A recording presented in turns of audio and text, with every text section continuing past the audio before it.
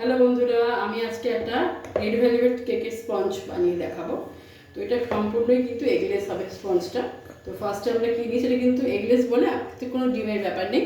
আমি দেখো প্রথমে বাটার মিল্ক বানিয়ে নিয়েছি। এই যে দুধের মধ্যে একটু রুম টেম্পারেচারে থাকা কাঁচা দুধ, এর মধ্যে আমি লেবু চিপে দেখো দুধটাকে বাটার মিল্ক বানিয়ে নিয়েছি। তো এবারে আমি শুরু করবো। তো চলো কী করে করছি তোমাদেরকে দেখাচ্ছি। তো আগেই আমি এখানে নিয়ে নেবো হচ্ছে, আমি হাফ কাপ পরিমাণ চিনি একদম পাউডারের মতো করে গুঁড়ো করে রেখেছি। তো সেটা আমি আমার মিক্সিং বোলেতে নিয়ে নেব, ঠিক আছে। তারপরে নেব হচ্ছে আমি এখানে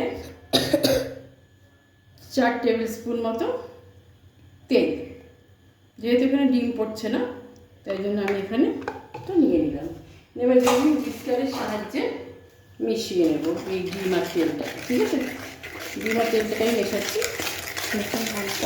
মাঝে মধ্যে দেখো ডিম আর তেলটাকে আমি মিশিয়ে নিয়েছি। এই যে ডিম না, চিনি আর তেলটাকে আমি মিশিয়ে নিয়েছি এখানে, ঠিক আছে। চিনি আর তেলটাকে এখানে মিশিয়ে নিয়েছি। একটু গুঁড়ো গুঁড়ো মতো আছে, ওটা কোনো ব্যাপার না। এবারে আমি এর মধ্যে দিয়ে দেবো হচ্ছে বাটার মিল্কটা। বাটার মিল্কটাকে আমি রেডি করে রেখেছিলাম, বাটার মিল্কটা আমি দিয়ে দিয়েছি। এবার দেখো এটা খুব সুন্দর গুলে যাবে। এই যে গুলে গেছে। এইবারে এই পর্যায়ে আমি এখানে মিক্স করবো হচ্ছে ময়দা। কতটা ময়দা নেব, যতটা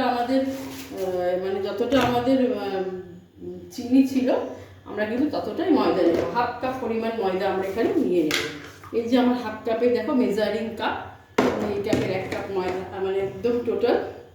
কিন্তু ময়দাটা হতে হবে একদম লেভেলে, একদম এরকম উঁচু উঁচু না, হ্যাঁ। আর অল্প একটু নেব, চিনিটা আমি ওইরকম নিয়েছিলাম। এই যে এটা নিচ অব্দি, এই যে নিয়ে নিলাম। নিয়ে আমার ময়দা চিনি মিক্স করে দিয়েছি। এবার এটা আমি এর মধ্যে আমি দেবো হচ্ছে হাফ টিস্পুন পরিমাণ বেকিং পাউডার।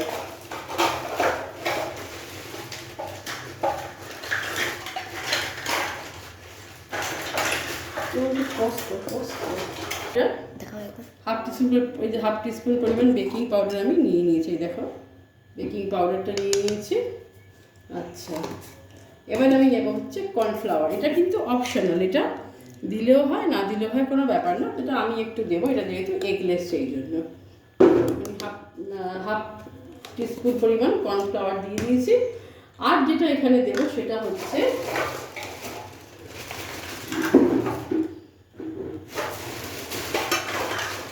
টেবিল স্পুন পরিমাণ কোকো পাউডার। কোকো পাউডারটা দিতে হবে আমাদের রেড ভেলভেটে, তার কারণ এটা হচ্ছে কালারটাকে ধরে রাখে, ঠিক আছে। তোমরা হয়তো ভাবছো যে বাবা রেড ভেলভেট কেক থেকে তো কোকো পাউডার কেন, এটা তো চকলেট কেকে দেয় না। চকলেট কেকে শুধু যে কোকো পাউডার যায় তা না, কোকো পাউডারটা কিন্তু রেড ভেলভেট কেকের জন্য একদম মাস্ট। কোকো পাউডার ছাড়া কিন্তু রেড ভেলভেটের যে কালারটা, সেই কালারটাই তোমরা আনতে পারবে না বন্ধুরা, ঠিক আছে। হচ্ছে এখানে এটাকে আমরা এই পর্যায়ে ভালো করে মিক্স করে নেব। মাঝে মাঝে একটু এই ব্যাটারটা আমরা মিক্স করে নিয়েছি। ব্যাটারটা কিন্তু কালারটা অনেকটা চকলেট কেকের মধ্যেই কালার এসছে। তো এটা থাকবে না, আমি এর মধ্যে রেড কালার মিক্স করে দেবো। তো এইবার যখন এটা আমি সব দেখো সমস্ত মিক্স করে ফেলেছি বন্ধুরা, এবার আমি এর মধ্যে দিয়ে দেবো হচ্ছে এই যে প্রিমিয়ামের king gel red colour, super red, দেখো লেখা আছে সুপার রেড। তো এই কালারটা আমি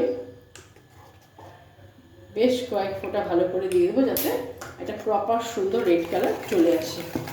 দেখো শুধু তোমরা স্পঞ্জের কালারটা দেখো একবার, শুধু আমাদের এই ব্যাটারের শুধু তোমরা কালারটা দেখো, কি সুন্দর কালার এসছে, দেখো তো রেড হয়ে গেল কালারটা। আর রেড ভেলভেট কেকেতে সব সময় এসেন্স যায় হচ্ছে ভ্যানিলা এসেন্স। তো এই ভ্যানিলা এসেন্সটা আমি এর মধ্যে এখানে 2 থেকে 3 ফোঁটা দিয়ে দেবো, দিয়ে আবার মিক্স করে নেব, ঠিক আছে। এবার যদি মনে হয় যে রেড কালারটা একটু কম বলে মনে হচ্ছে, তো আবার আমি একটুখানি এখানে রেড কালার দিয়ে দিলাম।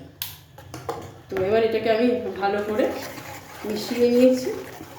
দেখো কি সুন্দর কালারটা এসছে, দারুণ কালার এসছে। এই কালারটা আসবে কিন্তু কোকো পাউডার দিলে, কোকো পাউডার না দিলে কিন্তু এরকম কালার আসবে না, হ্যাঁ, যতই তোমরা রেড কালার দাও না কেন। এইবারে আমরা কি করব, এবারে আমরা এই আমাদের স্প্যাচুলার সাহায্যে আমরা এটাকে এরকম করে কাট অ্যান্ড ফোল্ড করে দেবো, এরকম করে কাট অ্যান্ড ফোল্ড। এই যে কেটে নিয়ে এসে এই ফোল্ড করছি, এই যে কেটে নিয়ে এসে ফোল্ড করছি, কেটে নিয়ে এসে ফোল্ড করছি, এটাকে বলা হয় cut and fold. Cut and fold, cut and fold পদ্ধতিতে আমরা রেড ভেলভেটের স্পঞ্জটাকে বন্ধুরা মিক্স করে নেব একদম। কাট অ্যান্ড ফোল্ড হচ্ছে কিন্তু আমাদের ব্যাটার বানাবো একদম পুরো শেষ পর্যায়ে, ঠিক আছে। দেখো যতবার কাট অ্যান্ড ফোল্ড করবে ততবার কিন্তু তোমার তত ফ্লাপি হবে স্পঞ্জটা, তত সুন্দর ফুলবে। আর এইবার দেখো এই যে আমাদের কেক টিনটা কিন্তু পুরো রেডি হয়ে গেছে বন্ধুরা। কেক টিন আমাদের পুরো রেডি। একটুখানি ওপরে একটু কাগজটা না একটুখানি উঁচু হয়েছিল, আমি এটাকে ছিঁড়ে ফেললাম।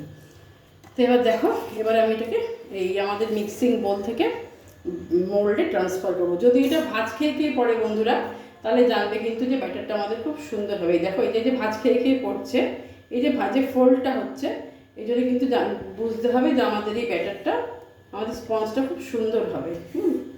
একটুখানি ব্যাটার আমরা বাটির মধ্যে রেখে দেবো, কারণ কি আমাদের যে ক্রাম্পটা করতে হবে তার জন্য। এই ক্রাম্পের জন্য আমরা কি করব, আমরা একটা ছোট্ট কাপকেক মোল্ড নিয়ে নেব। এবার দেখো এটা একটা থাক, এটাকে ট্যাপ করে নেব। যতবার ট্যাপ করবো ততবার কিন্তু ভিতরটা এয়ার বাবলসগুলো বেরিয়ে যাবে, ঠিক আছে। এবার দেখো গ্যাসে করছি আজকে এটা, আমি ওভেনে না।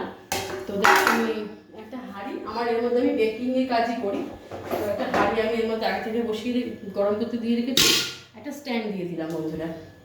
এবার আমি আস্তে আস্তে আমার এইটা ব্যাটারটা বসিয়ে দেবো, দিয়ে কি করব, চাপাটা দিয়ে দেবো। তোমরা দেখতে পাচ্ছ, এবার চাপাটা দিয়ে দিলাম। এটা আমাদের হতে থাকবে মোটামুটি ওই ধরো 25 থেকে 30 মিনিট মতো। তাহলে এরপর এখানে পস্কা ছিল দেখে।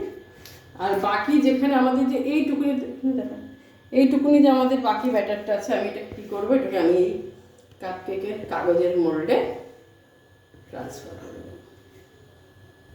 তাও কিন্তু এটা চেঁচে যেতে দিলে বন্ধুরা অনেকটা হবে, ঠিক আছে। এই দেখো, এটাকে আমি একটু ফ্রিজে রেখে দেবো, দেখি সব একটু ফ্রিজে রেখে দেবো। তারপর ওইটা হয়ে গেলে বসিয়ে দেবো। তাহলে আমাদের রেড ভেলভেট স্পঞ্জ কিন্তু তৈরি হওয়ার পরে দেখাবো।